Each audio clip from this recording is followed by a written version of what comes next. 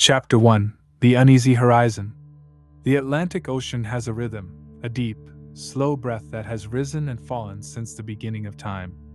It is a heartbeat of salt and water, indifferent to the wooden shells of men that float upon its surface. In December of 1872, that rhythm was a lullaby, monotonous, gray, and endless. On the deck of the Dei Grazia, a British brigantine making its steady way from New York to Gibraltar, the world was composed of only two elements: the iron-gray sky above and the slate-gray water below. The line between them was a blurred whisper, a horizon that seemed to retreat the faster they sailed toward it. Captain David Morehouse stood at the stern, his hands resting heavily on the damp wood of the railing. He was a man carved from the same stuff as the ship, sturdy, weathered, and not prone to flights of fancy. He knew the Atlantic like he knew the back of his own hand, with all its scars and veins. But today, the ocean felt different. There was a heaviness in the air, a damp stillness that clung to the canvas sails, making them hang limp before catching the fitful gusts of wind. It was shortly after noon. The men of the Dei Grazia were going about their duties with the silent efficiency of a crew who had been at sea for weeks. The soundscape was familiar, almost hypnotic, perfect for lulling the mind into a trance. The creak groan of the timber as the ship rolled over a swell. The snap flutter of the jib. The rhythmic hiss of white foam parting against the hull. "Captain!" A voice broke the trance. Morehouse turned slowly. It was Oliver Devoe, his first mate, a sharp-eyed man who trusted his instruments more than his intuition, but who respected the sea's capacity for treachery. "There is a sail, sir," Devoe said, pointing a gloved hand off the port bow. "About 5 miles out. She's behaving oddly." Morehouse lifted his brass telescope, the cold metal pressing against his eye. He squinted against the glare of the winter sun, which was trying to break through the overcast sky. The circle of glass brought the distant world into focus. There she was. A brigantine, much like their own. 2 masts, a dark hull, a blur of canvas. At sea, a ship is a creature of purpose. It cuts a line. It holds a course. It reacts to the wind with logic and grace. But this ship was different. She was yawing, drifting slightly to the left, then correcting violently to the right, only to drift again. She looked like a drunkard stumbling down an empty street. "She's under short sail," Morehouse murmured, more to himself than to Devoe. "2 sails set. The jib and the foretopmast staysail. But the mainsail is furled." "It's strange, sir," Devoe added, stepping closer. "The wind is coming from the north. She should be tacking, but she's just sliding." The ocean is a lonely place. Usually, spotting another vessel is a cause for excitement, a chance to signal, to exchange news, or simply to feel less alone in the watery void. But as the Dei Grazia drew closer, inching through the rolling waves, the feeling on deck shifted from curiosity to unease. The silence of the sea is usually filled with the sounds of life. Even at a distance, one expects to see the tiny, ant-like figures of a crew climbing the rigging, or the smoke of a galley fire, or the movement of a man at the wheel. Morehouse adjusted the focus of his telescope. The lenses clicked softly. The wheel of the stranger's ship was visible now. It spun lazily, first one way, then the other, governed only by the push of the waves against the rudder. There was no one at the helm. "Signal her," Morehouse ordered, his voice low. The flags were run up the mast. A universal question in the language of the sea: "Do you need assistance?" They waited. The wind whistled through the Dei Grazia's rigging, a mournful, high-pitched tune. The waves slapped against the side of the ship. 1 minute passed. Then 2. The stranger's ship offered no reply. No flags were raised. No figures appeared at the rail to wave. She simply continued her erratic, silent dance, bowing to the waves, dipping her nose into the foam, and rising again, empty and indifferent. "Get closer," Morehouse said. "Hail her." The Dei Grazia maneuvered expertly, cutting the water to bring them within hailing distance. The gap between the two wooden worlds narrowed. The details of the stranger became sharp and undeniable. The name painted on her stern was now legible, white letters standing out against the dark wood. wet with spray. Mary Celeste. New York. Morehouse felt a prickle of recognition. He knew this ship. He knew her captain, Benjamin Briggs. A good man. A religious man. A man who would never leave the helm unattended in open water unless the fires of hell were nipping at his heels. Briggs had his wife on board, if Morehouse remembered correctly, and his young daughter. Ahoy! DeVoe bellowed through a speaking trumpet, his voice booming across the water. Ahoy, the Mary Celeste! The sound of his voice seemed to be swallowed by the vastness of the Atlantic. It didn't echo. It just vanished. The Mary Celeste did not answer. The only reply was the clack clack clack of a loose rope hitting a mast, a rhythmic, dry sound like the ticking of a clock. The ships were close now, drifting parallel to each other, separated by perhaps 100 yards of churning dark water. The crew of the Dei Grazia lined the rail, their faces pale, eyes wide. They were listening. At sea, a ship has a voice. The crew shouting orders, the cook chopping wood, the shanties sung during work. A ship is a noisy, living thing. But the Mary Celeste was a tomb. There was something profoundly wrong about her. She wasn't damaged. Her masts were standing tall. Her hull looked sound. She wasn't listing or sinking. She was simply erased. It was as if the ship had been sailing, and God had simply reached down and plucked the souls from her deck, leaving the shell behind to wander eternity. Lower the boat, Morehouse commanded. He didn't take his eyes off the drifting vessel. Mr. DeVoe, take 2 men. Board her. The order hung in the damp air. The men moved, but their movements were slower than usual, weighted by a primal superstition. Sailors know that the sea is full of ghosts, but they prefer them to stay in stories. To row toward a silent ship in the middle of the Atlantic was to row toward the unknown. The small rowboat hit the water with a splash. DeVoe and 2 sailors, Wright and Johnson, climbed in. The oars dipped into the gray water, breaking the surface. Splash. Creak. Splash. Creak. Morehouse watched from the deck of the Dei Grazia. He watched the small boat rise and fall on the swells, getting smaller as it approached the looming shadow of the Mary Celeste. The silence of the afternoon deepened. The wind seemed to hold its breath. The only thing moving in the entire world was that small boat and the empty, swinging wheel of the ghost ship. As DeVoe reached up to grab the chains of the Mary Celeste, a single seagull landed on the main yard of the silent ship. It folded its wings, looked down at the empty deck, and let out a sharp, lonely cry. The investigation was about to begin. Chapter 2: The Silent Dance. The transition from the small, bobbing rowboat to the deck of the Mary Celeste was a movement from the known world into a dream. Oliver DeVoe reached up, his gloved hands closing around the main chains, the thick iron links that anchored the rigging to the hull. The metal was cold, biting through the leather of his gloves, slick with the salt spray that had been accumulating for days. He pulled himself up. The wood of the hull was dark and wet. With a grunt of effort, he swung his leg over the rail and planted his boot on the deck. Thud. The sound was heavy, final. It did not echo. It simply fell flat, absorbed instantly by the damp timbers. Behind him, Wright and Johnson scrambled up, their breathing ragged not from exertion, but from a tightly coiled nervousness. They stood close to DeVoe, instinctively huddling together like sheep in a thunderstorm. "Hello?" DeVoe called out. His voice felt too loud, an intrusion on a sacred silence. There was no answer. Just the wind, whistling through the shrouds with a low, mournful note, like a bow drawn across a cello string. DeVoe took a step forward, his eyes scanning the length of the ship. To the untrained eye, a ship is a chaotic tangle of ropes and canvas. But to a first mate, a ship is a sentence written in a specific grammar. And the grammar of the Mary Celeste was all wrong. The deck was wet, but not awash. The silence was the first thing that hit him physically. On a sailing ship, there is always the noise of work, the shout of orders, the clatter of boots, the rhythmic chanting of men hauling lines. Here, the only sound was the ship itself talking to the sea. Creak, splash, creak. He looked up.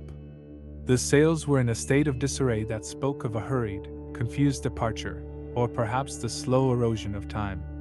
The upper topsail had been blown out by the wind. Tattered strips of canvas snapped lazily against the yardarm. The lower topsail, however, was still set, holding the wind, pulling the ship forward in its drunken, staggering line. "Where is the man at the wheel?" Johnson whispered. He was looking toward the stern. DeVoe walked slowly toward the helm, the heart of the vessel. The wheel, a beautiful circle of polished wood and brass, was moving. It spun slowly to the left as a wave caught the rudder, then jerked back to the right as the ship corrected itself. It was a ghostly movement, a mechanical pantomime of steering. DeVoe reached out and placed his hand on the rim of the wheel. It vibrated slightly under his palm, humming with the energy of the water below. He stopped its spinning. For the first time in God knows how long, the Mary Celeste was being held. "Look at the binnacle," DeVoe said softly. The housing for the ship's compass had been knocked out of place. The glass was cracked, and the compass itself was skewed. It was a small detail, but a violent one. Had a wave done this? Or a man in a panic? "Sir," Wright called out from the waist of the ship. "The boat." DeVoe left the wheel and walked to where the main hatch lay. Across the main deck, where the ship's only lifeboat should have been lashed, there was nothing but empty chocks. He ran his hand along the rail. A section of the wooden railing had been removed, cleanly, deliberately, to allow for a boat to be launched. "They left," DeVoe murmured, piecing the visual story together. "They didn't fall. They weren't washed overboard. They launched the boat." He looked out at the vast, gray Atlantic. It stretched to the horizon in every direction, a desert of water. To launch a small open boat in the middle of the ocean was an act of desperation. It was suicide, unless staying on the ship was a guarantee of death. But why?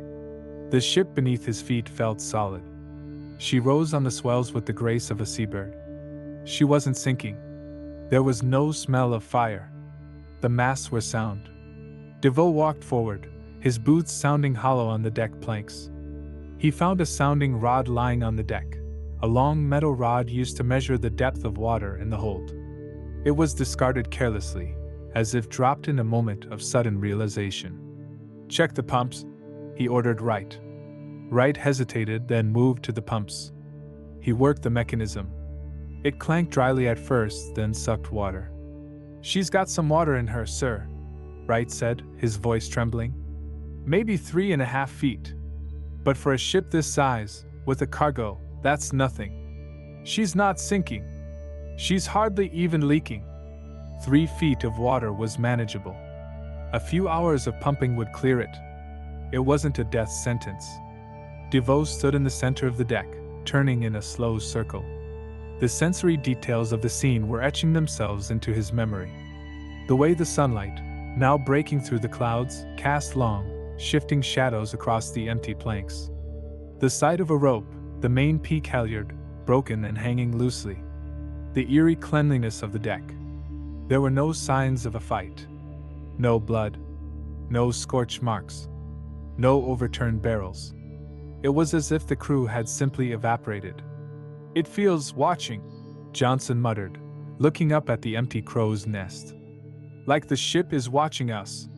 "Steady, man," DeVoe said, though he felt the same cold prickle on the back of his neck. The ship was performing a silent dance with the ocean. Without a hand at the helm, she would turn into the wind, her sails shaking, thwup, thwup, thwup, and then fall off again, picking up speed, only to round up once more. It was a cycle of hesitation and engagement. It felt like the ship was confused, waiting for a command that never came. DeVoe walked back toward the stern, toward the cabin structure that rose from the deck. This was the sanctuary. The place where Captain Briggs and his family would have lived. The companionway hatch, the sliding door that led down into the dark interior, was open. It gaped like a black mouth. The air that drifted up from below was stale, smelling of old wood, damp wool, and something else, the faint, sweet scent of oil and perhaps a touch of lavender. It was the smell of a home. DeVoe stood at the top of the stairs. The darkness below seemed thicker than the darkness of the ocean. "Right, Johnson," he said, his voice steadying into command. "Stay on deck. Watch the day, Grazia. If the wind changes, signal immediately." "You're going down there alone, sir?" Johnson asked, his eyes wide. "Someone has to," DeVoe said. He placed a hand on the frame of the hatch. The wood was smooth, worn by the hands of men who were no longer there. He took a breath of the salty air, filling his lungs with the world of the living, before stepping onto the first stair. Creak. He descended into the gloom. The silence of the deck had been profound, but the silence below was different. It was heavy. It was waiting. Chapter 3: The Hollow Echo. Oliver DeVoe descended the companionway stairs, his boots finding purchase on the brass-edged steps. With every inch he lowered himself into the hull, the sound of the ocean faded. The wind's whistle became a dull hum, and the slapping of the waves against the hull softened into a rhythmic, womb-like thrumming. He reached the bottom and stood in the small lobby that separated the cabins. Here, the air was different. It was still. It held a stillness so profound that DeVoe felt the urge to hold his breath, lest the sound of his own exhalation shatter the fragile atmosphere. It didn't smell like a disaster. A ship in distress smells of sweat, fear, bilge water, and panic.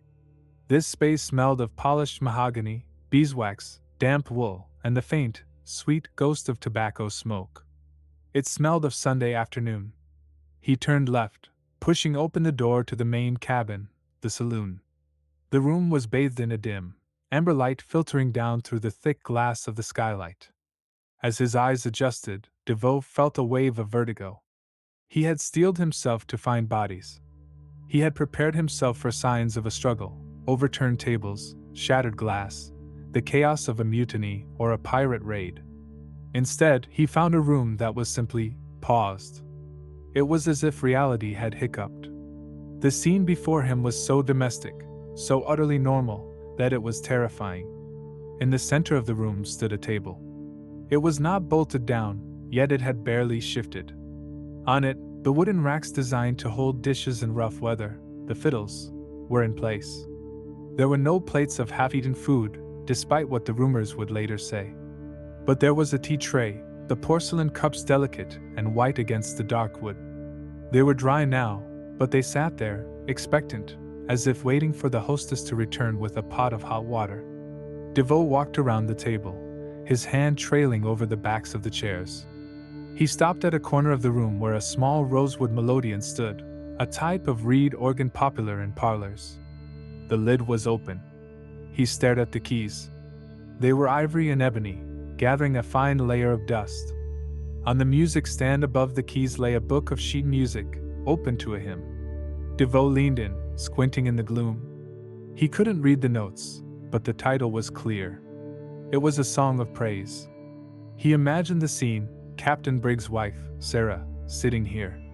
Her fingers pressing the keys, the wheezing, reedy sound of the melodeon filling the small cabin, battling the roar of the Atlantic outside.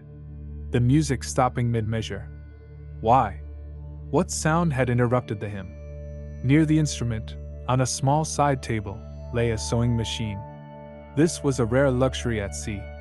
Under the needle was a small garment, a child's shirt or perhaps a doll's dress.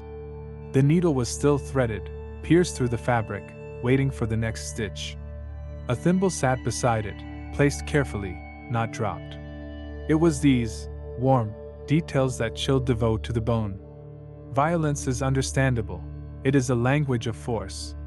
But this interrupted domesticity was a language of mystery. It suggested that whatever had happened during a moment of peace. "Captain Briggs?" DeVoe whispered. The name hung in the air, heavy and unanswered. He moved toward the door of the captain's private stateroom. This was the Holy of Holies, the place where the ship's master slept. To enter it uninvited felt like a transgression. He pushed the door open. The bed was a tumble of sheets and pillows. It wasn't the thrashing mess of a nightmare, but the impression of people rising, perhaps hurriedly, perhaps not. At the foot of the bed, there was a small indentation, as if someone had sat there to pull on boots. and then DeVoe saw the shoes. On the floor, tucked neatly near a chest of drawers, were a pair of rubber overshoes. And next to them, a pair of child's boots. DeVoe crouched down. He was a hard man, a man of the sea, but the sight of those tiny boots made his throat tighten. They belonged to Sophia, the brig's 2-year-old daughter. He pictured the toddler stumbling around the swaying deck, holding her father's hand. Where was she? The room was filled with the artifacts of a family. A dress hung on a hook, swaying slightly with the motion of the ship, a pendulum marking time in a dead room. There were books on a shelf, their spines unbroken. A Bible lay on the nightstand. DeVoe stood up and scanned the room for anything that didn't belong. His eyes landed on a sword in a sheath, tucked under the berth. He pulled it out. The metal hissed softly as he drew the blade. It was clean, bright, unblemished. Useless, he muttered, sliding it back. Whatever had come for the Mary Celeste had not been fought off with steel. He moved to the captain's desk.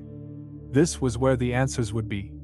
The logic of the ship was kept in ink and paper. The desk was tidy. Papers were stacked. Maps were rolled. But the ship's navigational instruments, the sextant, the chronometer, were missing. They took them, DeVoe realized. They planned to navigate. They thought they were going somewhere. He opened the logbook. The pages crackled. He flipped past the mundane entries of wind speeds, cargo checks, and weather reports. He found the final entry. November 25th, 8 a.m. DeVoe froze. He did the mental calculation instantly. Today was December 5th. 10 days. For 10 days, this ship had been sailing itself. For 10 days, the doll's dress had waited under the needle. For 10 days, the teacups had sat on the tray. The last entry placed them 6 miles off the coast of Santa Maria in the Azores.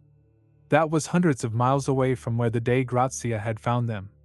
The ship had traveled hundreds of miles, through storms and calms, steered by nothing but the wind and the ghosts of momentum. DeVoe closed the book. He felt a sudden, overwhelming urge to leave. The cabin felt too intimate. He felt like a voyeur staring into the open ribcage of a family's life.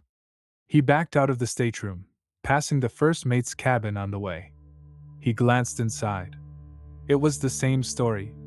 A pipe lay on the desk. Clothes were hanging up. It wasn't the scene of a panic. Men don't usually leave their pipes behind unless they expect to come back in 5 minutes.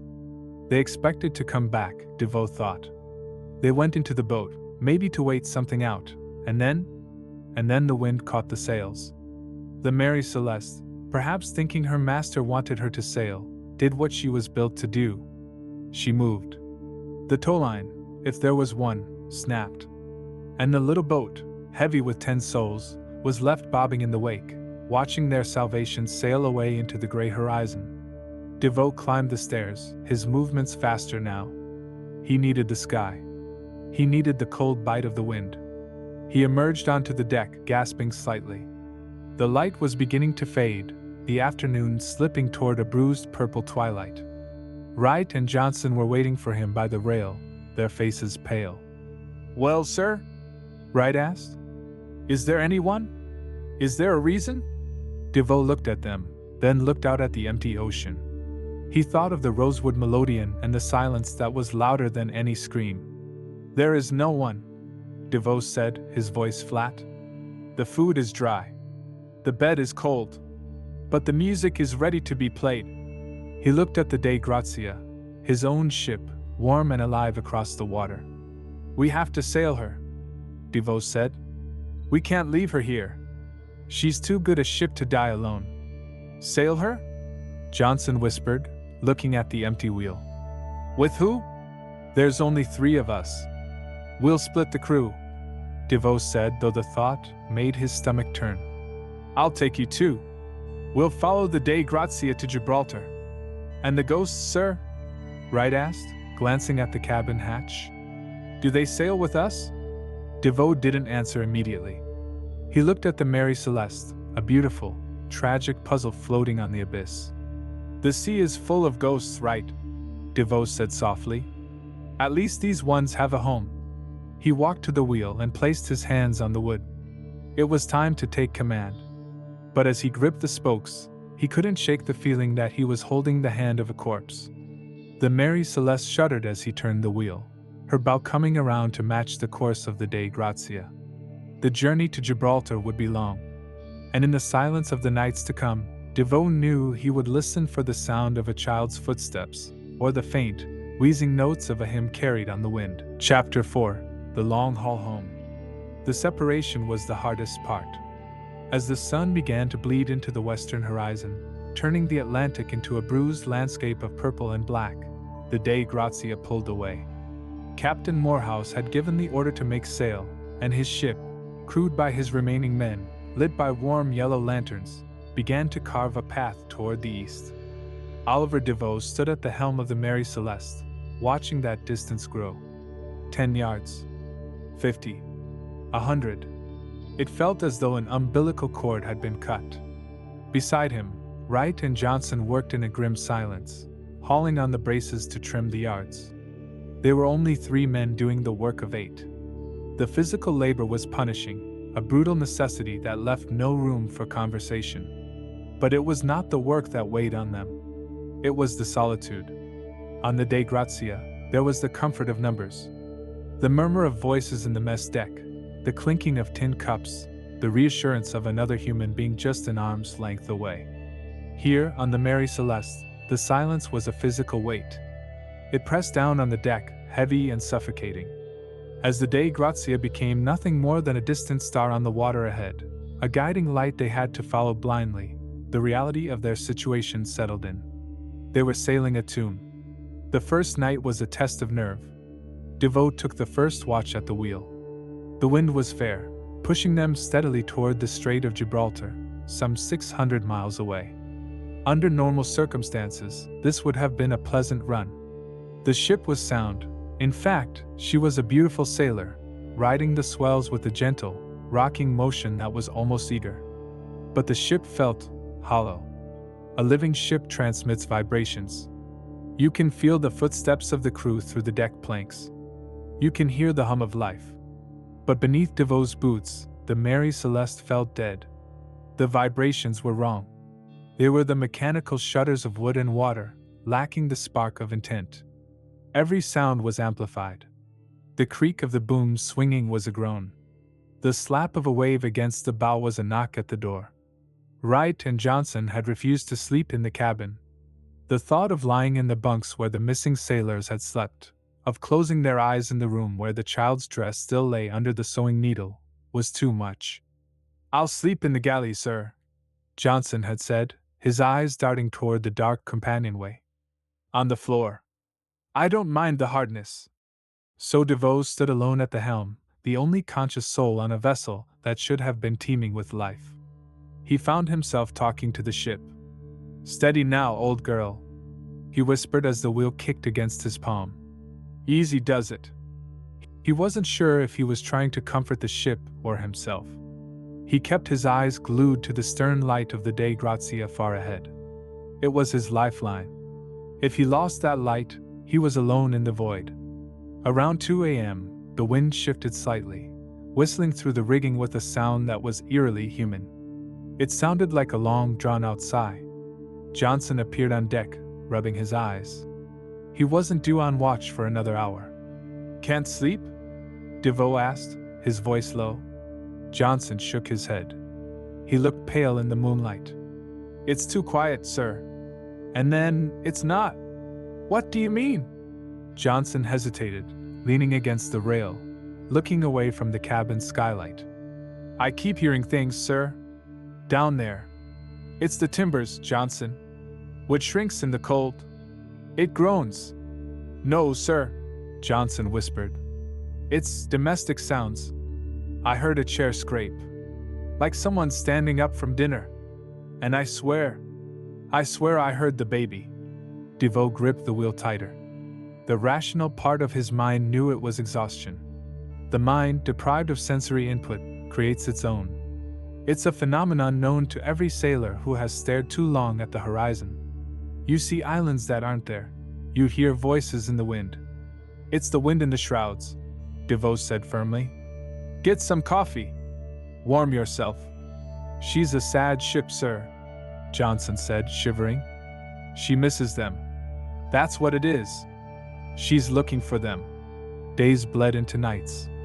The physical toll of sailing the brigantine with 3 men began to blur the edges of reality. Their hands blistered and bled. Their muscles ached with a dull, constant fire. Sleep became a series of snatched naps, 20 minutes here, an hour there, never deep enough to dream, but deep enough to make waking up a confusion. Where am I? Who is steering?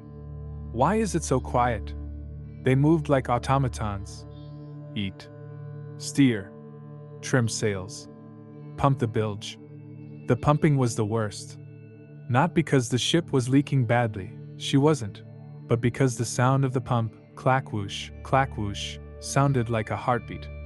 A slow, mechanical heart beating in the center of the ocean. DeVoe found himself spending more time in the cabin. He had to.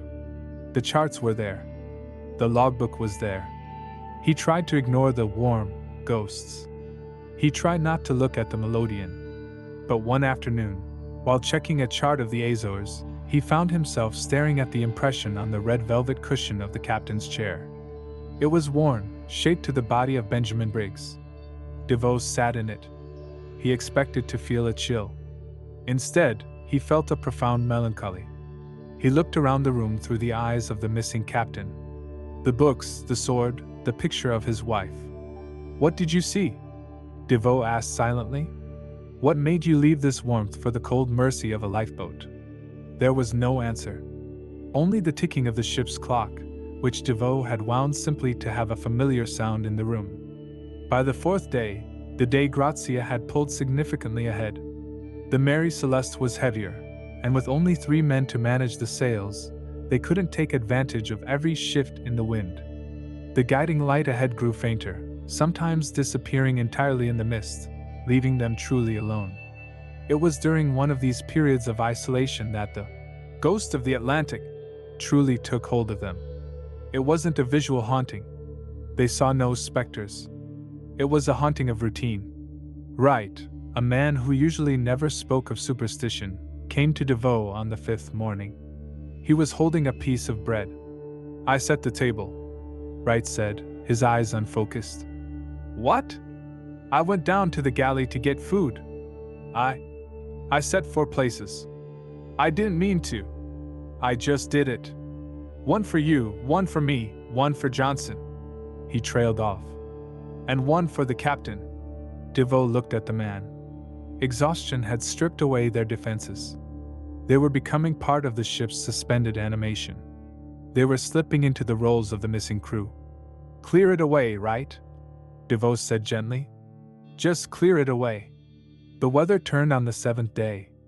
Not a storm, but a heavy, oppressive grayness. The sky seemed to lower itself until it touched the mastheads. The ocean turned the color of lead. They were nearing the Pillars of Hercules, the entrance to the Mediterranean. Gibraltar. The sighting of land usually brings a shout of joy. But when the dark, hulking mass of the Rock of Gibraltar finally loomed out of the mist, the reaction on the Mary Celeste was subdued. They were tired. Bone-deep tired. As they navigated the approach, the world of men began to intrude. Seagulls. Fishing boats. The distant smell of coal smoke and land. DeVoe stood at the helm, guiding the ghost ship into the harbor. He saw the Dei Grazia already at anchor, her sails furled, looking normal and mundane. He looked back at the deck of the Mary Celeste. It was scrubbed clean. The ropes were coiled. To anyone watching from the shore, she looked like any other merchant vessel arriving from a long voyage. But DeVoe knew better. He knew that the silence of the last 10 days had changed him. He knew that he would never again look at the ocean without wondering what it was capable of swallowing. As the anchor chain rattled through the hawsepipe, a loud, violent sound that shattered the week-long quiet, the ship swung around and came to rest. The journey was over. The physical danger had passed. But as DeVoe let go of the wheel, wiping the salt from his brow, he looked down at the companionway one last time. He felt a strange reluctance to leave. It was as if, by bringing the ship to port, They were finally admitting that the Briggs family was never coming back. While they were at sea, moving, there was a faint, irrational hope that this was just a journey. Now, at anchor, the Mary Celeste became a crime scene. A tragedy. A museum of the missing. "Let's lower the boat," DeVoe said, his voice raspy. "Let's go report to the authorities." "Sir," Johnson said, pausing by the rail, "do you think they'll believe us?" DeVoe looked at the Rock of Gibraltar, solid and unyielding. Then he looked at the empty deck, the silent cabin, the mystery that had no answer. "No," DeVoe said. "They'll want logic. They'll want reasons. But the sea doesn't give reasons." He climbed down into the small boat, leaving the ghost ship to swing silently on her chain, waiting for a crew that would never return. Chapter 5: Ghosts in the Cabin. The descent into the cabin was not merely a physical movement from the deck to the hold. It was a journey backward in time. On the deck, the wind and the spray kept the present moment alive, scrubbing the world clean with every wave. But down here, in the belly of the Mary Celeste, time had stopped. Oliver DeVoe stood at the bottom of the companionway, letting his eyes adjust to the gloom. The air was heavy, trapped between the bulkheads. It held the faint, sweet scent of Florida water, a cologne popular at the time, mixed with the darker, earthier smell of damp mahogany and coal oil. "Mr. Right," DeVoe whispered, though he didn't know why he felt compelled to whisper. "Bring the lantern." The yellow beam of the lantern cut through the shadows, illuminating the main cabin, the saloon. It was a space of surprising elegance for a merchant brig. Captain Briggs was a man of some standing, and he had fitted his ship to be a home for his wife, Sarah, and their 2-year-old daughter, Sophia. This was not a sailor's bunkhouse, it was a floating parlor. DeVoe moved deeper into the room. The silence here was different from the silence on deck. It was expectant. It was the silence of a room where someone has just stopped speaking to listen to a noise outside. He approached the rosewood melodeon. In the lantern light, the instrument looked like a sleeping animal. He ran a gloved finger along the keys. There was no dust. Sarah Briggs must have played it recently. Perhaps the very morning they left. "Look at this, sir," Wright said, his voice trembling slightly. He was pointing at the floor near the table. There, scattered on the carpet, were toys. They were simple things: wooden blocks, a small rag doll with button eyes, and a few seashells that had likely been collected on a beach in New York before they sailed. They lay in a haphazard pattern, the chaotic geography of a child's play session. DeVoe stared at them. A grown man's pipe left on a table is one thing. A man might forget it in a moment of haste. But a child's toys are usually gathered up. Their sprawl suggested an interruption so sudden that the mother didn't have time to say, "Put your things away, Sophia." He stepped carefully over the blocks, terrified of kicking one. To disturb the scene felt like a desecration. "Check the pantry," DeVoe ordered, his voice thick. "See if they were starving." Wright moved to the small pantry cupboard. He opened the doors, the hinges squeaking in the quiet. "Full, sir," he called out. "Tins of meat, potatoes, flour. There's enough food here to get them to Gibraltar and back 3 times over. And the water casks are full. So, it wasn't hunger." DeVoe turned his attention to the sewing machine on the side table. It was a small, hand-cranked model. Under the needle lay a small white garment, a pinafore for the child. DeVoe leaned in close. The stitching was neat, precise. Sarah Briggs had been a careful woman. He looked at the thread. It was still through the eye of the needle. He closed his eyes for a moment, and the image flooded his mind. A woman sitting here, the rhythmic work-clack of the machine, the child playing with blocks on the floor, the captain perhaps sitting at the table reviewing his charts. A scene of perfect domestic peace. And then, what? A shout from the deck? A rumble from below? What force was strong enough to make a mother leave her child's dress unfinished, and her child's toys scattered, yet gentle enough not to knock a thimble off the table? "Sir?" Johnson called from the doorway of the captain's stateroom. You need to see the bed. DeVoe walked into the captain's private quarters. This room was the heart of the mystery. The bed, a large berth built into the side of the ship, was a mess of sheets and blankets. It looks like they left in a hurry, Johnson said. Yes, DeVoe noted. But look closer. He pointed to the impression in the pillows. 2 indentations. One for the captain, one for his wife. And between them, a smaller, shallower hollow. The child slept between them, DeVoe said softly. Whatever happened, it happened in the morning. Or they were resting. The bed wasn't made. He knelt down and pulled a sea chest from under the berth.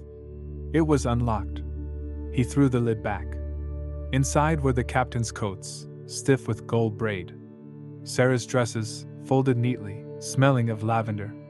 And at the bottom, a small box containing jewelry. DeVoe picked up a gold locket. It was heavy, real gold. They didn't take their valuables, he said, dropping the locket back into the box. If it was pirates, this box would be empty. If it was a mutiny, the crew would have looted the cabin. Maybe they just wanted to save their lives, Wright suggested. Maybe the money didn't matter. Maybe, DeVoe said. But it didn't sit right. Even in a panic, a man grabs his money. A woman grabs her jewelry. Unless the panic is so absolute, so blinding, that the mind ceases to function. He stood up and walked to the captain's desk. This was where the logic should be. The ship's logbook lay there. He opened it again, tracing the entries. The handwriting was firm, confident. Benjamin Briggs was a veteran mariner. His entries spoke of wind knots, longitude, and latitude. There was no mention of unease. No strange lights in the sky. No rumblings from the deep. Just the business of sailing. The slate, a smaller chalkboard used for rough notes, lay beside it. November 25th. At 8 a.m. The writing on the slate was different. Hasty. Scrawled. It marked their position near Santa Maria. It was the last thing written by a human hand on this ship. DeVoe picked up a quill pen that was resting in the inkstand. The ink had dried into a black crust. They took the chronometer. DeVoe murmured, checking the empty wooden box where the ship's timekeeper should have been. And the sextant. They planned to navigate. Sir, Wright called from the forward cabin, the first mate's room. I found the slate log for the cargo. DeVoe hurried over. The cargo of the Mary Celeste was 1,701 barrels of industrial alcohol. Red oak barrels. Raw, volatile spirit. Is the cargo intact? DeVoe asked. It seems so, sir. The hold smells strong, though.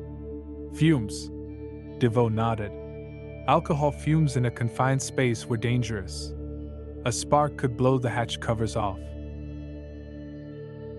Was that it? Had they smelled the fumes, thought the ship was about to explode, and abandoned her? But if so, why was the ship still here? Why hadn't she blown up? He walked back into the main saloon. He felt like an intruder in a tomb. The eyes of the rag doll on the floor seemed to follow him. The atmosphere in the cabin was suffocating. It wasn't just the stale air. It was the weight of the suspended narrative. The story of the Mary Celeste had no ending. It had simply stopped. DeVoe looked at the skylight above.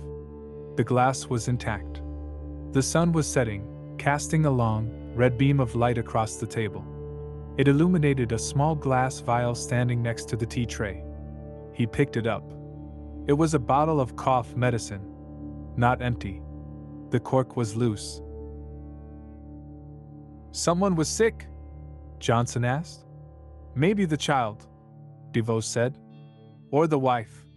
He put the bottle down. The pieces of the puzzle were all there, but they were from different puzzles. The orderliness of the sewing machine suggested calm. The scattered toys suggested interruption. The missing lifeboats suggested terror. The food and water suggested preparation. There are ghosts here, Johnson whispered, looking around nervously. Not the floaty kind, sir. But, Echoes. I can feel them. DeVoe said. He felt it too. It was the feeling of a room that misses its occupants. The walls were waiting for a laughter that would never come. The mirror in the corner was waiting to reflect a face that was currently drifting in a small boat, miles away, or sinking into the abyss. Let's go, DeVoe said, his voice rough. We need to check the forecastle. The crew's quarters. He wanted to leave this family space. It was too intimate. It was too tragic. As they turned to leave, the ship rolled on a swell. The movement caused the open door of the melodeon to shift slightly. Creak.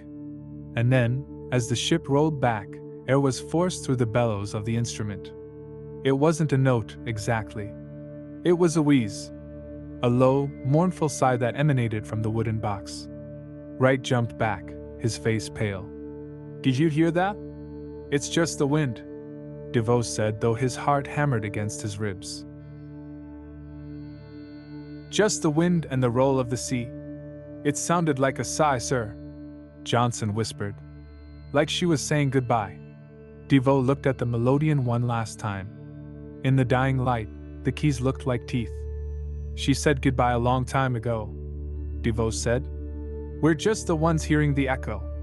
He climbed the stairs, up toward the gray light of the evening, desperate for the cold indifference of the open air. Behind him, the cabin fell back into darkness, the doll on the floor waiting for a hand that would never pick it up again. Chapter 6. The Missing Lifeboat. Oliver DeVoe stepped back onto the main deck, drawing a deep breath of the cold Atlantic air. The air in the cabin below had been thick with the suspended lives of the Briggs family, but up here, the wind was sharp, cleaning his lungs of the scent of lavender and old paper. He walked to the waist of the ship, where the main hatch lay. This was the scene of the departure. If the cabin was where the mystery lived, the deck was where the mechanics of the tragedy had played out. Right, DeVoe called out, his voice low against the wind. Bring the lantern closer. I want to look at the rail. The Mary Celeste carried a single yawl boat, a small, open craft meant for harbor work or emergency evacuation. It had been lashed across the main hatch. Now, the chocks where it should have rested were empty. DeVoe ran his gloved hand along the wooden bulwarks. He stopped at a section of the railing on the port side. Here, he said. The rail hadn't been smashed by a wave. It hadn't been splintered by a falling spar. It had been removed. The gangway plank, the section of the rail that could be lifted out to allow people to board or disembark, was gone. They opened the gate, Wright whispered, lowering the lantern so the light played across the empty gap. They didn't jump, DeVoe said, piecing the movement together in his mind. They didn't fall. They prepared. They took the time to open the rail. They lowered the boat carefully. He leaned over the side, peering down at the dark, rushing water. A rope was trailing from the stern, dragging in the wake of the ship. It was the main peak halyard, a thick, sturdy line usually used to hoist the mainsail. It had been repurposed. They used the halyard as a tow line, DeVoe deduced. They launched the boat, all 10 of them got in, and they tied themselves to the Mary Celeste. They were towing behind her. Why? Johnson asked, looking at the empty horizon. Why not just sail the ship? Because they were afraid she was going to blow, DeVoe said, looking toward the cargo hold. Or sink. They wanted to be off the ship, but close enough to come back if the danger passed. He walked back to the binnacle, the housing for the compass. He had noted earlier that it was damaged, but now he looked with the eye of an investigator. The glass was broken. The compass card was skewed. They were in a panic, DeVoe murmured. But a controlled panic. They grabbed the instruments. He ticked the items off on his fingers, a forensic accounting of survival. The chronometer missing, essential for calculating longitude. The sextant missing, essential for calculating latitude. The ship's register missing, the legal identity of the vessel. They expected to navigate, DeVoe said. They thought they were abandoning a dying ship to make for land in the small boat. They took the tools to save themselves. He pulled the slate log from his pocket, the rough navigational notes he had found on the captain's desk. He held it up to the lantern light, shielding it from the wind. The final entry was stark in its simplicity. Monday, November 25th, 8 a.m. Eastern point of Santa Maria bearing SSE, 6 miles distant. November 25th, DeVoe repeated. That was 10 days ago. He looked out at the ocean. Do you know where we are now, right? About 600 miles east of Santa Maria, sir. DeVoe nodded slowly. The implication was staggering. For 10 days, DeVoe said, his voice filled with a strange kind of reverence. This ship has been sailing herself. The wheel was lashed. The sails were set. The wind pushed her, and she held her course. He could see it now. The sequence of events played out before him like a stage play. Something happens, a rumble, a smell of fumes, a sudden fear. Captain Briggs orders the boat lowered. He shouts for his wife to grab the child. They grab the instruments. They pile into the small yellow boat, 10 people in a boat meant for 6. They tie a rope to the stern of the Mary Celeste, trailing behind, waiting to see if the ship explodes. But the ship doesn't explode. The wind picks up. The Mary Celeste, a fast sailor even with torn canvas, catches a gust. She surges forward. The rope goes taut. Snap. DeVoe looked at the frayed end of the halyard trailing in the water. The line broke, he whispered. And then? Johnson asked, his eyes wide. And then they watched, DeVoe said. They sat in that little boat, low in the water, and they watched their ship, their home, their food, their water, sail away from them. He imagined the scene. The Mary Celeste getting smaller and smaller, a white bird flying away toward the horizon. The frantic rowing that couldn't keep up. The silence falling over the small boat as the ship disappeared into the mist. They didn't die here, DeVoe said, turning away from the rail. That's why the ship feels so sad, Johnson. It's not haunted by their ghosts. It's haunted by their mistake. He looked at the empty deck, washed clean by the spray. There was no blood, no violence. Just a cut rail, a broken rope, and a missing family. Secure the hatch, right? DeVoe ordered, his voice heavy with fatigue. We have a long sail to Gibraltar, and we have to finish the journey they started. As the men moved to obey, DeVoe placed his hand on the wood of the rail where the gate had been removed. He felt a profound connection to Captain Briggs across the gulf of time and silence. He understood the decision.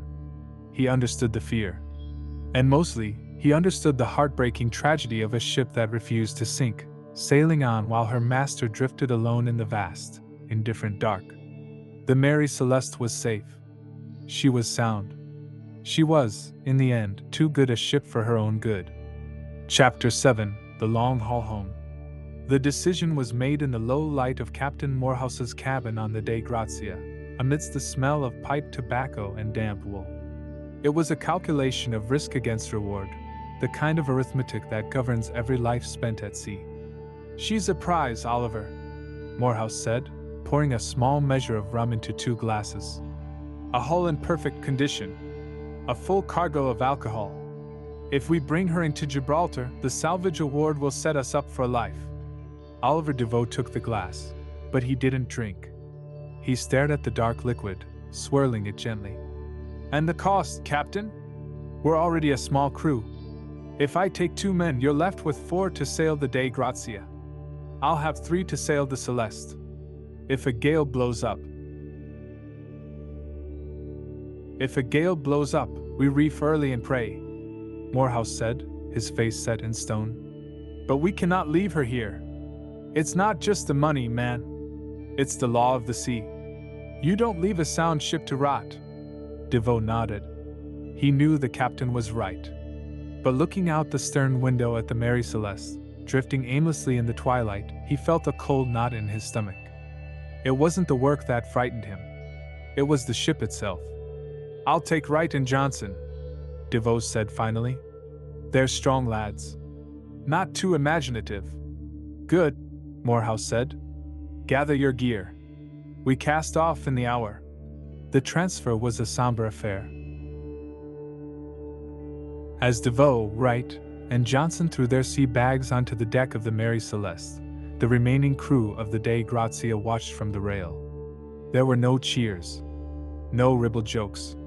Just a solemn waving of hands, like men watching a funeral barge depart. The Dei Grazia hauled in her sheets, caught the wind, and began to pull away. DeVoe stood at the wheel of the Mary Celeste, watching his own ship, his home, grow smaller. The gap between them widened, a strip of gray water that felt like a canyon. When the Dei Grazia became just a silhouette against the darkening sky, the silence descended. It was absolute. Well, DeVoe said, his voice sounding thin in the vastness. Let's get her moving. The next 600 miles were a lesson in endurance. The Mary Celeste was a brigantine, a two-masted vessel designed to be crewed by 8 strong men. There were 3 of them. Every maneuver was a battle. To tack the ship, to turn her bow through the wind, required a frantic, synchronized dance. Wright and Johnson would run from the braces of the foremast to the mainmast, sweating and cursing, while DeVoe fought the wheel, trying to keep the ship from losing momentum and stalling in the waves. By the end of the second day, their hands were raw blisters. Their muscles burned with a dull, constant fire. But the physical exhaustion was a mercy. It kept them from thinking. It was the nights that were the problem. The Atlantic in December is a lonely place. The nights were long, stretching out for 14 hours of darkness. And in that darkness, the ship woke up. Not literally. There were no clanking chains or spectral moans. It was subtler than that. It was the creaking of the timbers that sounded too much like footsteps. It was the way the wind whistled through the rigging, sounding like a child crying in the next room. DeVoe took the middle watch, from midnight to 4 a.m. It was the graveyard shift. Standing at the helm, illuminated only by the faint glow of the binnacle light, he felt the weight of the empty ship pressing against his back.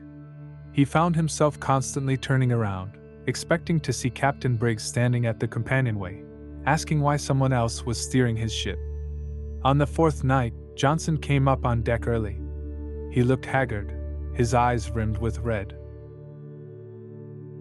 "I can't sleep down there, sir," Johnson whispered, huddled in his coat. "The forward cabin?" DeVoe asked. "It's perfectly comfortable. It's not the comfort, sir. It's the listening." Johnson stared out at the black water. "The ship is listening. It's waiting for them to come back. I feel like an intruder.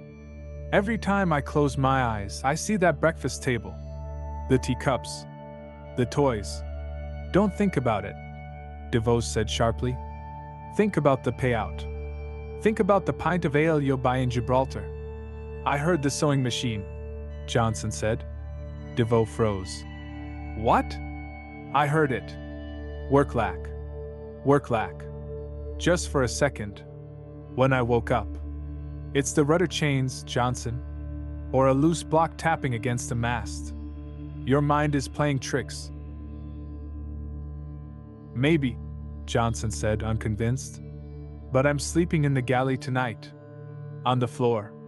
I'd rather sleep with the rats than with whatever is in that cabin." DeVoe didn't argue. He understood. He, too, had avoided the main saloon.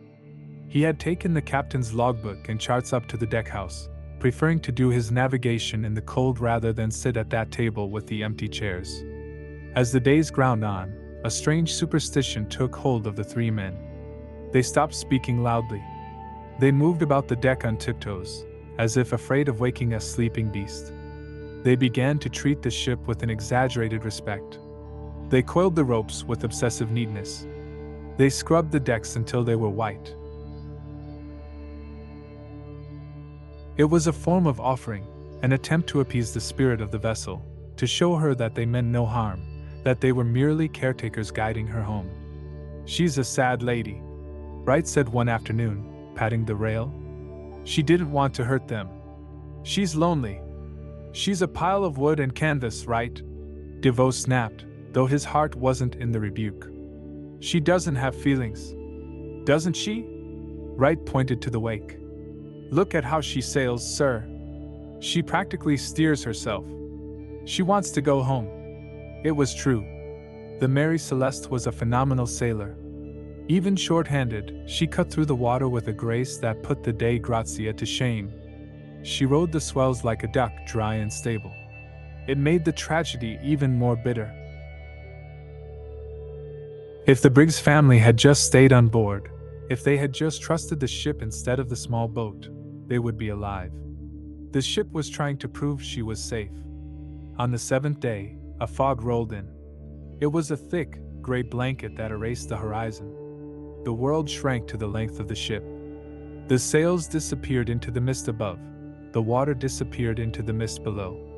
They were sailing through a cloud. The isolation was total. The Dei Grazia, which had been visible as a distant speck occasionally, was now gone. They were alone in the white void. DeVoe stood at the wheel, his beard dripping with condensation. The silence was heavy, amplified by the fog. And then, he heard it. A laugh. Clear, bright, and unmistakably a child's laugh. DeVoe spun around, his heart hammering against his ribs. Sophia? The name left his lips before he could stop it.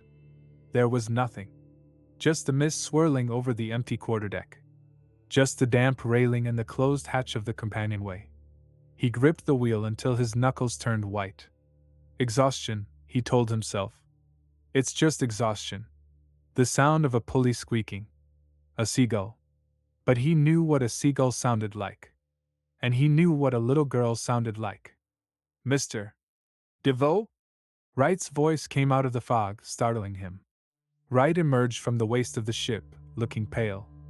Did you hear that, sir? DeVoe swallowed hard. Hear what, Wright? I thought I heard. Singing. A hymn. Just a snatch of it. DeVoe looked at his crewman. He saw the terror in the man's eyes, the primal fear of the unknown that turns grown men into children. If he admitted he heard it too, they might break. They might lose their nerve and refuse to work the sails. It's the wind, right? DeVoe lied, his voice steady as a rock. The fog distorts sound. It plays tricks on the ears. Keep your eyes forward. Watch for the Dei Grazia. Aye, sir, Wright whispered, retreating back into the mist. DeVoe turned back to the compass. He forced himself to look only at the needle, the cold, magnetic logic of north. He refused to look at the cabin skylight. He refused to listen to the silence. We are almost there, he told himself. Just a few more days. But as the Mary Celeste glided silently through the fog, carrying her cargo of raw alcohol and empty clothes, DeVoe couldn't shake the feeling that they were not the only ones on board. The memories of the ship were so strong, so sudden and unfinished, that they had imprinted themselves on the very air. They were ferrying a memory across the ocean. And as the dark shape of the Rock of Gibraltar finally loomed out of the mist 2 days later, solid, immutable, and real, DeVoe didn't feel triumph. He felt a profound sense of escape. He had brought the ship home. But he knew that a part of him, the part that had listened to the wind in the rigging and heard a lullaby, would never leave her deck. Chapter 8: The Inquiry. The transition from the fluid, breathing world of the Atlantic to the rigid, stone-faced world of the Gibraltar Vice Admiralty Court was a shock to the system. For weeks, Oliver DeVoe had known only the horizon, the wind, and the wooden deck beneath his feet. Now, he was enclosed in a room that smelled of dry parchment, stale ink, and the dusty wigs of lawyers. The air here was dead. It didn't move. It hung heavy with suspicion. The courtroom was a theater of shadows and wood paneling. Shafts of winter light pierced the high windows, illuminating the dust motes dancing in the air, the only things in the room that seemed free to move. DeVoe sat in the witness box. He felt too large for the chair. His hands, still rough and blistered from the wheel of the Mary Celeste, looked like foreign objects resting on the polished railing. He felt the phantom rocking of the ship, a dizziness that the solid land refused to cure. Opposite him sat the man who had become the architect of their nightmare, Frederick Solly Flood, the Attorney General of Gibraltar. Flood was a man who did not believe in mysteries. He believed in crimes. To him, an empty ship was not a tragedy. It was a puzzle with a guilty piece. He was a sharp-featured man with eyes like flint and a voice that scraped the air like a file on metal. "Mr. DeVoe," Flood began, not looking at him, but shuffling through a stack of papers with deliberate slowness. "Let us revisit the condition of the vessel. You stated that the ship was sound, that she was seaworthy." "Yes, sir," DeVoe replied. His voice sounded too loud in the quiet room. "She was a bit wet, but nothing a pump couldn't handle. And yet," Flood looked up, his eyes narrowing, "the crew abandoned her. Experienced sailors. A captain with his wife and child. They left a perfectly good ship to die in an open boat in the middle of the ocean." "Yes, sir." "Does that sound like the action of a sane man, Mr. DeVoe?" "It does not," DeVoe admitted. "But the sea makes its own sense. Perhaps they thought she was sinking. Perhaps they panicked." Flood smiled, a thin, mirthless expression. Panic. Or perhaps coercion. The word hung in the air. This was the shadow that had followed the Dei Grazia into port.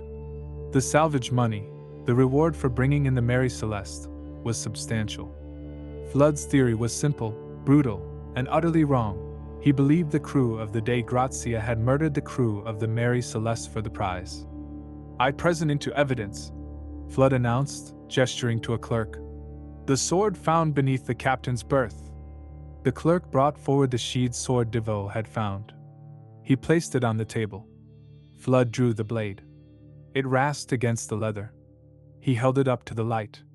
"Observe the discoloration on the blade, gentlemen. Dark stains. Smears." He turned to DeVoe. "Would you call this rust, Mr. DeVoe? Or would you call it blood?" A murmur ran through the courtroom. DeVoe stared at the blade. He remembered finding it. He remembered the clean, domestic silence of the cabin. "It looked like rust to me, sir. Or maybe lemon juice. I didn't see any blood." "And the rail?" Flood pressed on, sheathing the sword with a snap. "You testified that a section of the rail was removed. Cut away was the phrase used. To launch the boat, sir. It's standard procedure if the boat is heavy. Or," Flood lowered his voice, leaning over the railing of the witness box, invading DeVoe's space. "Was it cut away to dispose of bodies? To push them into the sea with greater ease?" DeVoe gripped the rail. Anger flared in his chest, hot and sudden. These men, these lawyers with their soft hands and clean cuffs, they knew nothing of the ocean. They knew nothing of the terror of a silent ship. They were trying to paint a massacre over a mystery because a massacre was something they could understand. A massacre had a culprit. A massacre had a hanging. A mystery was simply a void, and the law hated a void. "There was no violence on that ship," DeVoe said, his voice steady. "I walked her decks alone for 10 days. I slept in her cabin. I steered her wheel. A ship where murder has happened. It feels different. It smells of fear. The Mary Celeste didn't smell of fear. She smelled of sorrow." Flood scoffed. "We are not here to discuss the feelings of timber and canvas, Mr. DeVoe. We are here to discuss facts. And the facts are a missing crew, a bloodied sword, and a salvage crew who stood to make a fortune." He turned back to the judge. "My lord, it is the opinion of this office that a thorough analysis of the stains on the sword and the deck be conducted. Until then, the Dei Grazia and her crew should be considered suspects." The gavel banged. Crack. The sound echoed like a gunshot. Later that evening, DeVoe stood on the docks of Gibraltar. The inquiry had adjourned for the day. He needed air. He needed the smell of salt to scrub the scent of the courtroom from his nose. Captain Morehouse joined him, lighting a pipe. The smoke curled up into the cool night air. "They're going to drag this out," Morehouse said quietly. "Flood wants a hanging. He can't accept that the ocean just took them." "It's the sword," DeVoe said, looking out at the dark water where the Mary Celeste was impounded, a dark silhouette against the stars. "He thinks it's blood." "It's not blood," Morehouse said. "It's citrate. Lemon juice. Briggs probably used it to clean the blade. But Flood won't believe that until a chemist tells him." They stood in silence for a moment, two men bound by a secret that wasn't theirs. "You know what the worst part is?" DeVoe asked. "What?" "If we hadn't found her. If she had just drifted on. She might have crashed on the rocks of the Azores. Or rotted away in the Sargasso Sea. She would have just been lost. A tragedy, but a clean one." He gestured to the dark shape of the ship. "But because we saved her, we cursed her. Now she's not just a lost ship. She's a crime scene. We turned a mystery into a sordid little story about greed and murder. We did our duty, Oliver," Morehouse said firmly. "That's all a sailor can do. The rest is for the landlubbers to twist into knots." DeVoe looked up at the sky. The same stars that looked down on Gibraltar looked down on the Atlantic. Somewhere out there, weeks ago, a small boat had been lowered. 10 people had climbed in. They had pushed off. Maybe they had watched their ship sail away. Maybe they had screamed. Or maybe they had just sat there, huddled together, as the night swallowed them whole. The court would analyze the wood shavings. They would test the stains on the sword. They would argue about wind speeds and navigation logs. They would try to shine a light into the darkness. But DeVoe knew the truth. The truth wasn't in the courtroom. It wasn't in the blood on the sword. The truth was out there, in the deep, cold silence where no lawyer could ever go. "Come on," Morehouse said, tapping his pipe against the railing. "Let's get a drink. Tomorrow they'll ask us about the alcohol barrels." "The alcohol barrels?" "Aye. 9 of them were empty. Flood thinks the crew drank them and went mad." DeVoe let out a short, bitter laugh. "They were industrial alcohol, Captain. Methanol. If they drank that, they wouldn't have gone mad. They would have gone blind and died on the spot.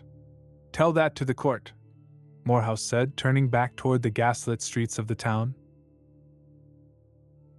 DeVoe lingered for a moment longer. He looked at the Mary Celeste. She bobbed gently on the harbor swell. She looked lonely. "I know you didn't kill them," he whispered to the ship. "I know." And for a brief second, the wind whistling through the rigging sounded like a sigh of gratitude. Chapter 9: The Captain's Table. Before the silence, there was music. If one could peel back the layers of time, stripping away the weeks of salt spray and the cold judgment of the Gibraltar court, they would find the main cabin of the Mary Celeste bathed in the golden glow of a swinging lantern. They would hear the wheezing, reedy hum of the rosewood melodeon, filling the small wooden world with a hymn. Sarah Briggs sat at the instrument, her fingers moving deftly over the ivory keys. She was a woman of gentle strength, accustomed to the rolling floor of a ship.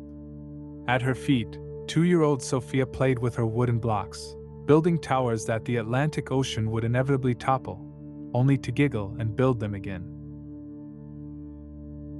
Captain Benjamin Briggs sat at the table, the logbook open before him. He was a man of God, a teetotaler, and a master mariner. He loved 3 things above all else: his family, his ship, and the Lord. But tonight, his brow was furrowed. He wasn't looking at his wife, though he loved the sound of her playing. He was looking at the floorboards, as if trying to see through them into the dark hold below. "Is something wrong, Benjamin?" Sarah asked, her hands pausing on the keys. The music died, leaving only the sound of the water rushing past the hull. "The smell, Sarah," Briggs murmured. "Can you not smell it?" Sarah sniffed the air. "It smells of damp wood. And the dinner?" "No." Beneath that, the cargo. The Mary Celeste was carrying 1,701 barrels of denatured alcohol. It was a volatile, dangerous cargo. Red oak barrels, porous wood. In the heat of the day, the alcohol expanded. It sweated through the timber. It vaporized. For weeks, Briggs had felt like he was sailing a bomb. "It's just your imagination, Ben," Sarah said soothingly, turning back to the keys. "The hold is ventilated. We are safe." "I don't like it," Briggs said, closing the logbook with a heavy thud. "I've sailed coal, I've sailed grain. But this... spirits. It's the devil's own breath down there." November 24, 1872.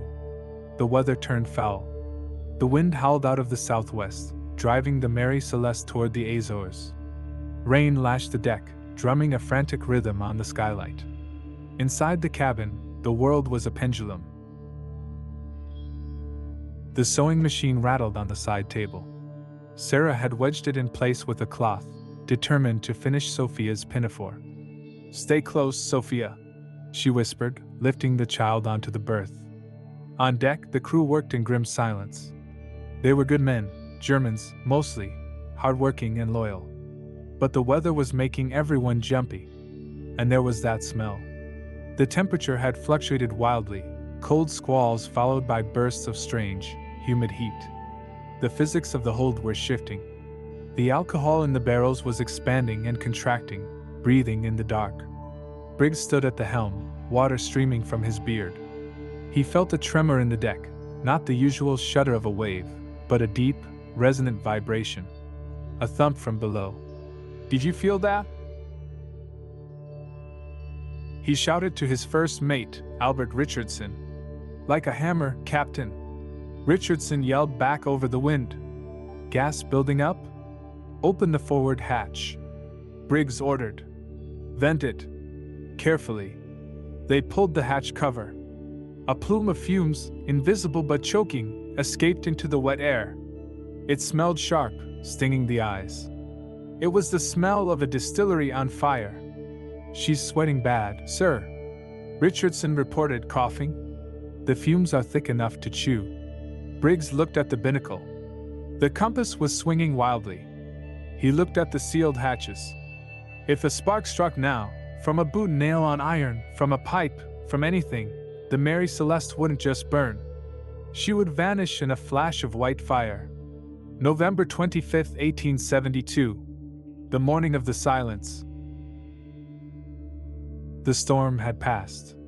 The morning broke clear and bright, the sun painting the Atlantic a brilliant, deceptive blue. The island of Santa Maria was a smudge on the horizon, 6 miles away. In the cabin, breakfast was finished. The teacups sat on the tray. Sarah had cleared a space on the table for Benjamin's breakfast, but he hadn't eaten. He was pacing. "It's too quiet," he said. "The storm is over, Benjamin," Sarah said, picking up her sewing. She threaded the needle. "Come, sit. Rest." Then it happened. It wasn't an explosion. It was a whoosh. A pressure wave. Somewhere in the hold, the accumulated gases had reached a critical mass. Maybe a barrel head had burst. Maybe the pressure blew a hatch cover upward. The ship gave a violent shudder, and a sound like a cannon firing underwater reverberated through the timbers. Smoke, or was it steam, curled up from the main cargo hatch. Briggs turned pale. "She's going to blow." He didn't scream. He didn't panic in the way a chaotic man panics.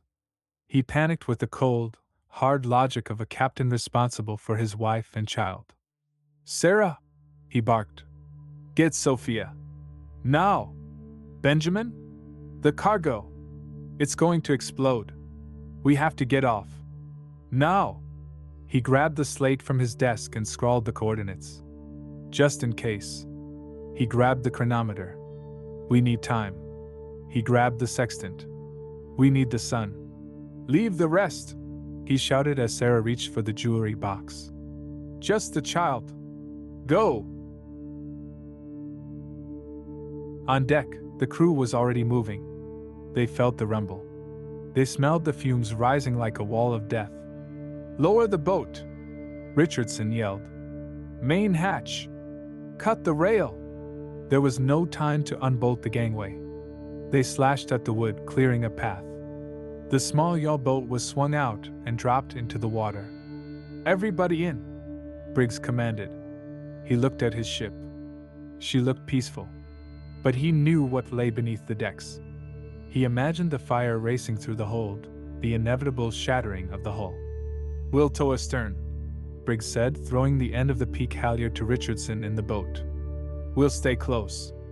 If she doesn't blow, we'll climb back on." It was a sensible plan, a safety measure. Sarah climbed down the side, clutching Sophia to her chest. The sailors followed. Briggs was the last to leave. He looked at his ship one last time, at the white sails snapping in the gentle breeze, at the wheel lashed to hold a course. He climbed down. 10 people sat in a boat meant for 6. They were low in the water. The rope went taut. The Mary Celeste towed them along, a mother leading her child by the hand. They waited. Minutes passed. 5. 10. There was no explosion. The fumes dissipated in the wind. The ship sailed on, steady and true. "It's holding, Captain," Richardson said, wiping sweat from his forehead. Maybe it was just a burst barrel. We'll give it another hour," Briggs said, his hand gripping the gunwale. "Then we'll pull back up." And then the wind shifted. A gust from the north caught the topsails of the Mary Celeste. The canvas filled with a loud crack. The ship surged forward, finding her rhythm. The rope tightened. It groaned under the sudden strain. "She's picking up speed!" Richardson shouted. "Slack the line!" But there was no way to slack it. The heavy ship, driven by thousands of square feet of canvas, lunged ahead. The small boat, heavy with 10 souls, acted as a dead weight. Snap! The sound was like a pistol shot. The rope recoiled, whipping back into the water. "No!" Sarah screamed. Briggs lunged for the oars. "Row! Row for her!" The men grabbed the oars. They pulled with the desperation of the damned. They churned the water white. But a rowboat cannot catch a brigantine under sail. They watched, helpless. The Mary Celeste didn't look back. She caught the wind and sailed on, majestic and indifferent. She grew smaller. The details of the railing faded. The name on the stern became a blur. "Benjamin," Sarah whispered, clutching Sophia so tight the child began to cry. "She's leaving us." Briggs stopped rowing. He let the oars rest on the water. His chest heaved. He stared at the white speck disappearing into the blue horizon. He realized then that the explosion he feared had never happened. The ship was safe. The cabin was warm. The tea was still sitting on the tray. But they were here. In a small open boat. In the middle of the Atlantic. With no food. No water. And the sun beginning to climb high into a ruthless sky. "Pray," Briggs whispered, bowing his head as the silence of the ocean swallowed them whole.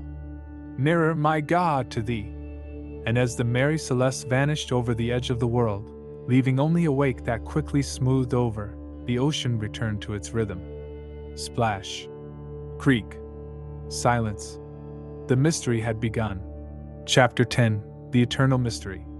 The Mary Celeste did not die in Gibraltar. She was released, eventually, from the grip of the Vice Admiralty Court. The lawyers, having failed to find blood or proof of a mutiny, had no choice but to let her go. She was sold, recrewed, and sent back out into the shipping lanes. But she was never the same. In the taverns of New York, Genoa, and London, she became a marked ship.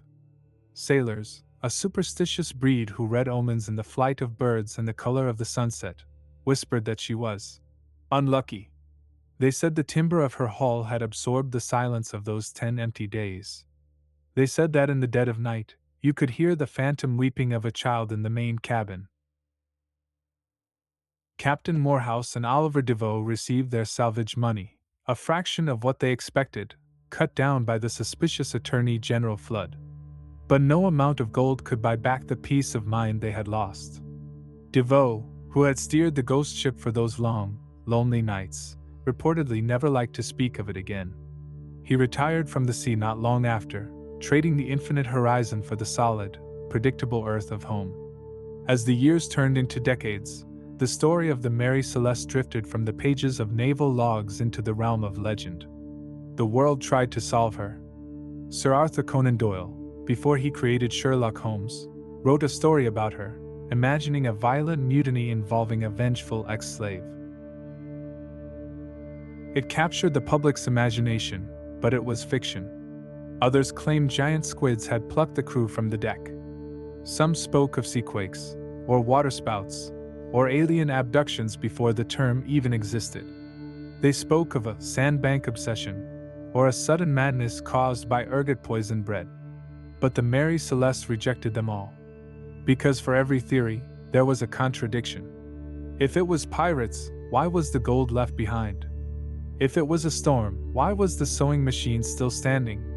If it was madness, why was the logbook so calm? The theory of the alcohol fumes, the invisible fire that panicked a father into saving his family from an explosion that never happened, remains the most likely truth. It is a tragedy of a mistake.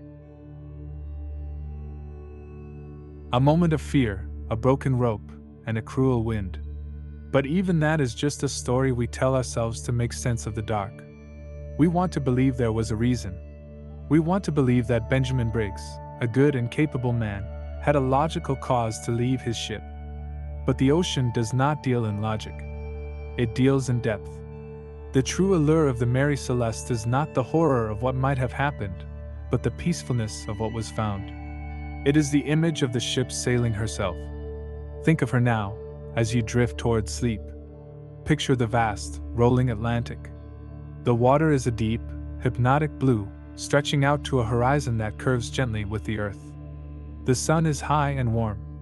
And there she is. A white cloud of canvas against the blue sky. The Mary Celeste. She is sailing perfectly. Her bow cuts the water with a rhythmic hush. Hush. Hush. The spray glitters like diamonds in the air. On her deck, everything is in its place. The ropes are coiled. The wood is scrubbed. The wheel spins gently, corrected by the pressure of the sea against the rudder. Down in the cabin, the light filters through the skylight, dancing on the polished mahogany table. The teacups are waiting. The sheet music on the melodeon is open to a hymn of praise. The dress under the needle is waiting for the next stitch. It is a moment frozen in time. A perpetual afternoon. The Mary Celeste reminds us that the world is full of things we cannot control and cannot understand. And there is a strange comfort in that. We do not need to know everything. Some things belong to the mist. The crew is gone. The family is gone. They have become part of the wind that fills the sails, part of the salt that dries on the deck.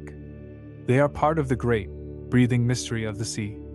And as the ship sails on in our imagination, drifting endlessly toward a destination she will never reach, she carries with her the quiet truth of the ocean. The sea is deep. The sea is wide. And the sea keeps its secrets. Good night.